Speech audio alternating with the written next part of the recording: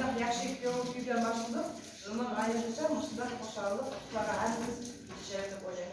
Эми биздики башламышыбыздыкы берилген тапшырмасы боюнча мугалимдин кәсби шеберлигин жетилдирүү жолдары. Азыр силерге биздин жас маман Абдикерим кызыбыз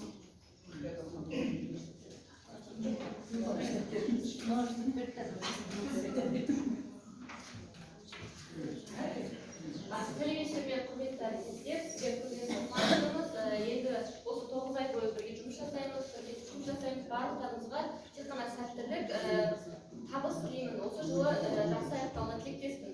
Ал енді бізге жаңа берілген тақырып бойынша, яғни мұғалімнің кәсіби құзыреттілігін жетілдіру жолдары.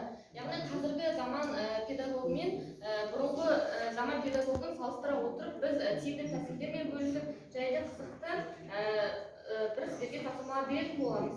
Ал енді бүгінгі жалпы біздің мақсатымыз мұғалімнің кәсіби шеберлігін жетілдіре отырып, дәстүрлі мұғалімнен заманауи жан-жақты мұғалімге етуге бағыт-бағдар беру.